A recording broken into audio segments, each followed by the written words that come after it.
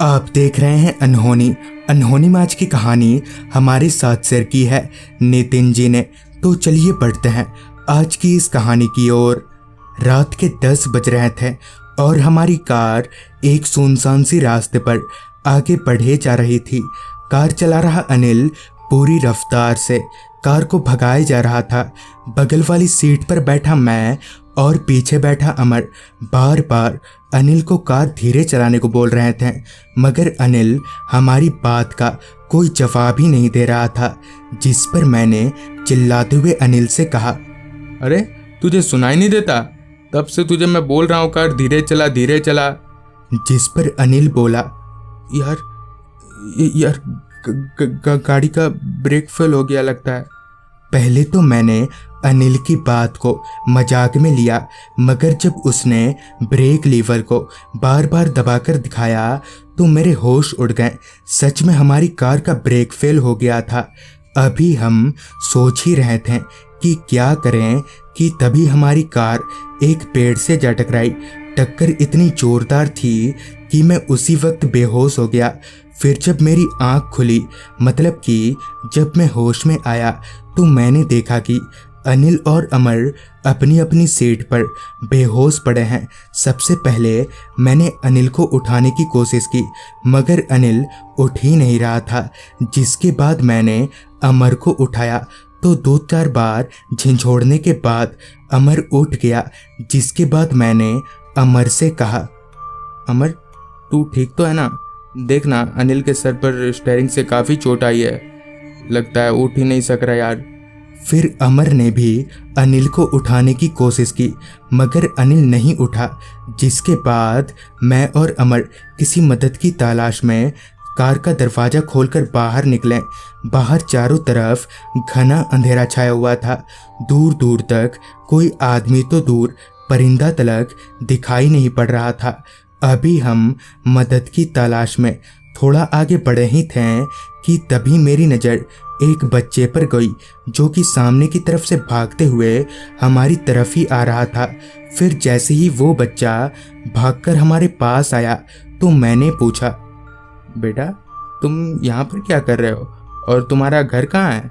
जिस पर उस बच्चे ने कहा, मैं यही रहता हूँ, मेरा घर यहीं पास में ही है।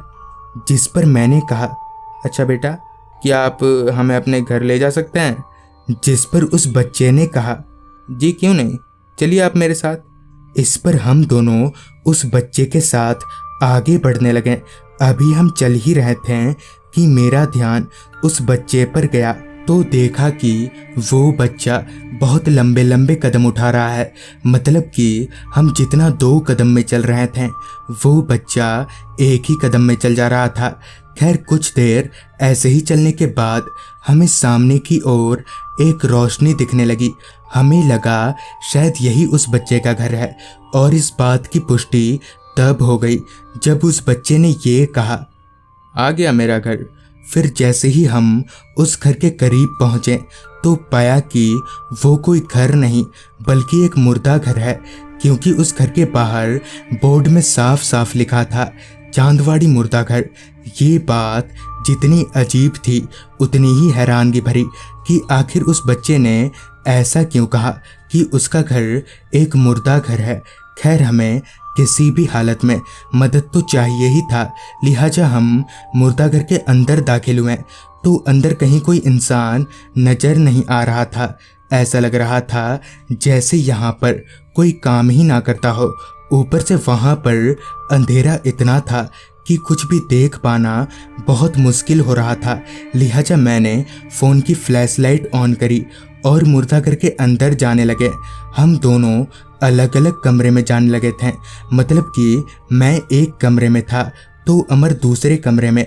अभी मैं आगे बढ़ ही रहा था कि तभी मुझे अमर की चीख सुनाई पड़ी। फिर जब मैं भाग के अमर के पास पहुंचा तो देखा कि अमर एक स्ट्रेचर पर लिटाए हुए डेथ बॉडी को देखकर बहुत डर रहा है। फिर जब मैं उस स्ट्रेचर के करीब गया तो मेरी आंखें फटी की फटी रह गईं। दरअसल उस स्ट्रेचर पर उसी बच्चे की लाश रखी हुई थी जो हमें यहाँ पर लेकर आया था। ये देखकर हमसे वहाँ पर और रुका नहीं किया और हमने सर पर दौड़ लगा दी। फिर जब हम भागकर अपनी कार के पास आए तो देखा कि अनिल होश में आ चुका है। अभी हम वहां खड़े खड़े ये सोच ही रहे थे कि क्या करना चाहिए कि तभी वहां पर एक ट्रक आ पहुंची। फिर हमने उस ट्रक वाले को पूरी बात बताई और उसी के साथ ट्रक में बैठकर वहां से निकल गए। मगर क्या था वो मुर्दा घर, ये आज तक मुझे और मेरे दोस्तों को पता नहीं चल पाया। तो दोस्तों, ये थी आज की कहानी। अगर आपके पास भी ऐसी ही कोई कहानियां हैं तो हमारे साथ ज़रूर शेयर करें। तो मैं आर्यन जल्दी ही मिलूंगा आपसे ऐसी ही एक कहानी के साथ।